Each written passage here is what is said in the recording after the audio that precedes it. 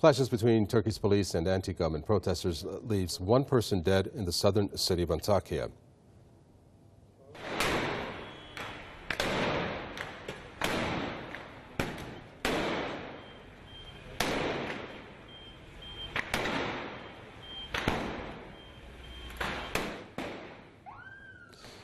Turkish media reports say the 22-year-old man died after being hit in the head by a tear gas canister fired by security forces. Fresh protests erupted over a 14-year-old boy who's been in a coma since being hit by a gas canister during anti-government demos in June. Clashes also took place in Istanbul as police fired tear gas and water cannon to disperse crowds. Protesters threw rocks and Molotov cocktails and erected barricades. Turkey has been the scene of massive anti-government protests since June, when security forces gave a harsh response to a peaceful sit-in in central Istanbul. Let's get more from Verenia Kit. She's a correspondent who joins us from Istanbul. Verenia Kit, looking at the video there of what happened in Antakya, it looked like a war zone there. Tell us about the protests there and, of course, what's going on in Istanbul. Are we looking at these massive protests to occur again in Turkey? Well, we are anticipating that in the next 2 to 3 days, the protests will expand throughout the country and that the protests will pick up pace and become bigger in numbers, as that is. Initially, the protesters in Antakya were supporting protesters in Ankara. There is a university, the Middle East Technical University in Ankara, where the government has a mandate to build a road running through the campus, which will cut the campus in half. And students at the Middle East Technical University had started protesting against the construction of the road running through their campus.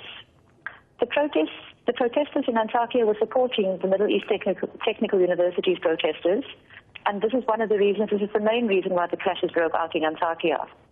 And of course, as you said earlier, a 22-year-old man, Ahmet Atakan, died last night because of gas canisters and also because of a rubber bullet to his head. And so it is like a war zone there. We expect that the protesters in Antakya will gather in numbers, will increase in numbers, and that the protests will spread to other cities of Turkey. Already in Istanbul, there have been protests supporting what is happening in Antakya, and also protesters against the construction of the road through the Middle East Technical University's campus grounds.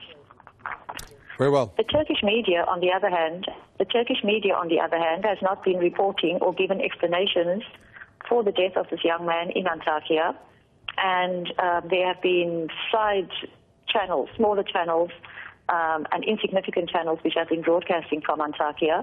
But other than that, the mainstream media has not covered the Antakya protests, and we see nothing on TV. We see nothing on the mainstream channels, and we don't have much information. And so people are demanding an explanation for the death of this young man last night, and also for the heavy response from police and from security forces.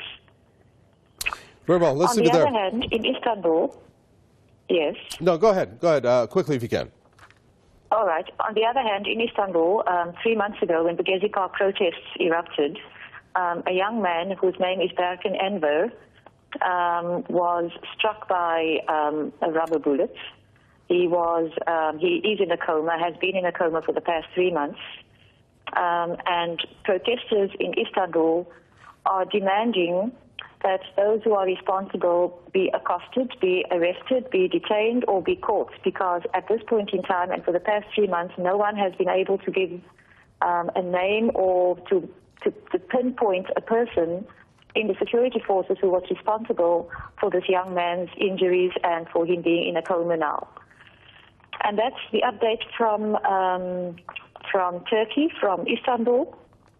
Besides, of course, there are little protests happening all over the city in Istanbul, with talks of war happening in Syria.